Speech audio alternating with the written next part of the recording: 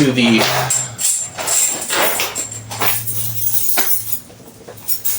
ultra minimalist studio. That's too loud. I've ostensibly run out of Forgotten Smallfolk to bring into 5e or rewrite or update the cultures for. We've got it up to 25 small playable races at this point. I figure that's enough to satisfy anybody. Maybe next time I'll try to integrate a couple of the more recent ones into our world building. Granted, there's a couple of them I definitely won't be integrating. On a different topic, back to world building, the idea of dungeons, in Dungeons & Dragons specifically, is oddly interesting and usually misunderstood. It's not, in most publications, is not portrayed in a realistic manner. The common portrayal is that these huge underground complexes were created to be exactly what they are. That makes no sense at all. Just a maze of stone walls, rooms and tunnels, ancient but purpose-built,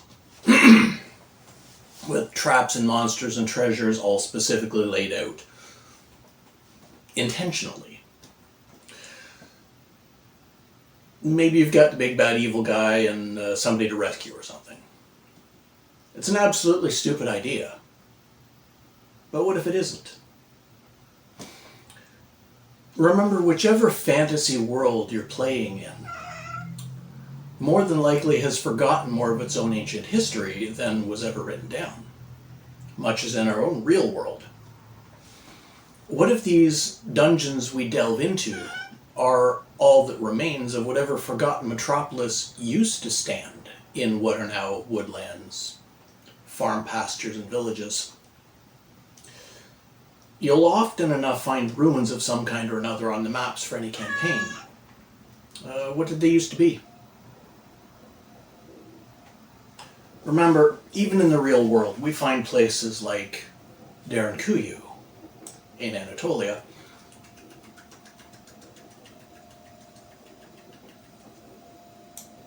We find Shanliurfa sites like Göbekli Tepe and Karahan Tepe.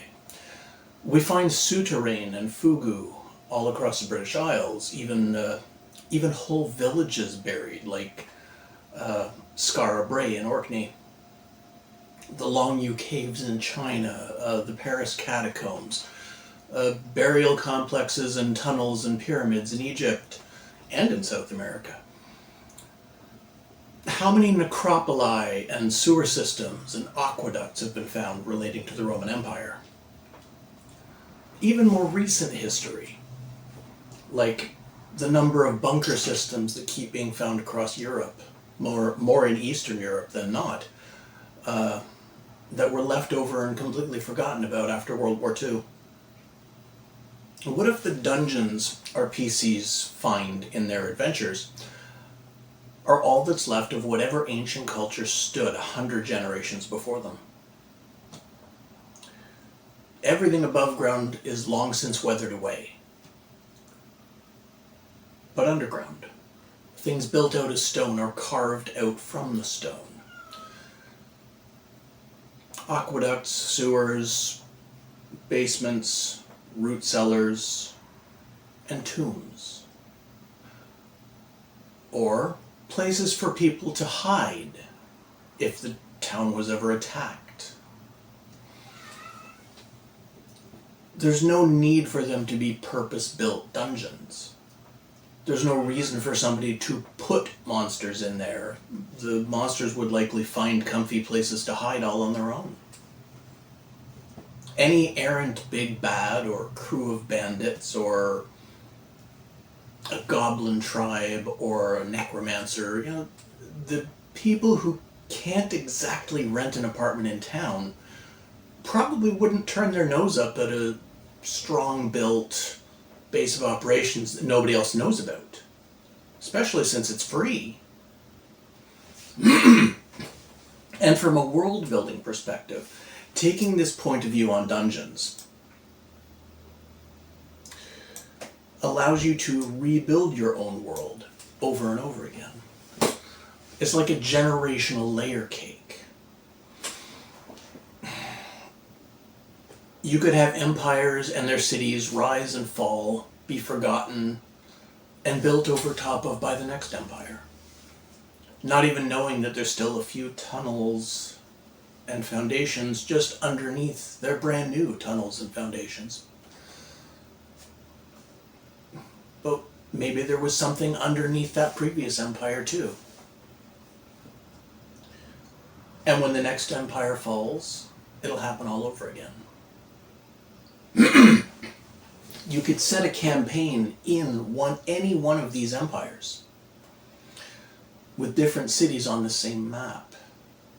It being a fantasy world, it'll always be somewhere between the Renaissance and the Bronze Age, with a little Stone Age thrown in here and there. Nobody's using geophysics, LiDAR, satellite imagery, or ground-penetrating radar to find these places. So the new empire builds on the ruins of the forgotten empire, and there's another layer of dungeons under it. I think this makes a lot more sense than dungeons being purpose-built. It's not an underground stronghold so much as a leftover. I also think this might be what was originally intended by Gygax and his ilk. The dungeons our characters explore are ancient and just barely hint at what might have been before. Humans, us, and by extension, the fantasy races we create, are habitual. When and if we settle anywhere, it'll always be the same sort of place. There has to be a fresh water source. There has to be a food source, whether it's being on an ocean shore, or a river or a lake for fishing, or herds of deer, or fruit trees, or fertile ground to farm in, or pasture land for your cattle. There has to be building material nearby. And, well, that could be anything. Wood, stone that's easy to work, even sod that can be cut and rolled. And the weather has to be at least reasonably decent for whatever culture is living there. But that one can be just about anything. From deserts to jungles to tundra. It's where they're comfortable, where the people who are settling are already comfortable. If you look at a map in the real world, you'll notice that more than most cities are built either on or near a lake or a river. We naturally decide to live where it's good for us to live, where we can get everything we need to live. Our fantasy creations tend to do things the same way. So yes, your city might have the sewers of an ancient city, just underneath its own sewers, because your culture needs the same things that that ancient culture needed. And those things happen to be in the same place. Yes, the goblin tribe who naturally lives in tunnels out in the woods will find the ancient aqueduct system and live in it. And yes, the monsters that like dark, damp, cool places underground will find the dark, damp, cool tunnels under your brand new city, and they'll live there. Another world-building advantage of this point of view is myth-making. Like I said, you can set a campaign in any one of these empires across your timeline, any time period. Maybe in the first city that was built there, there was a hero who killed a really big lizard and saved a few people. Maybe in the next empire, there's a legend about a hero who killed a giant lizard and saved a whole neighborhood. And maybe the next empire's myth is about an ancient hero who killed a dragon and saved the whole city. If you're running campaigns in different eras, your players might come across ancient legends that hugely exaggerate things that their previous characters were involved in. There's so many opportunities like that for building lore, expanding on what you've already created rather than starting over. You don't have to make... Where was I here? You don't have to make a whole new world when you can just give it 1,000 years and build on top of the ruins. It also allows you to use your existing maps of whatever castle was there before and make the basement of it into your new dungeon, buried underneath the town. Playing with timescales like this is a lot of fun. Can you think of any other ideas, things I missed? Just give me your ideas. Let me know, let everybody else know what you come up with. Maybe we can all join it all together and make something really epic.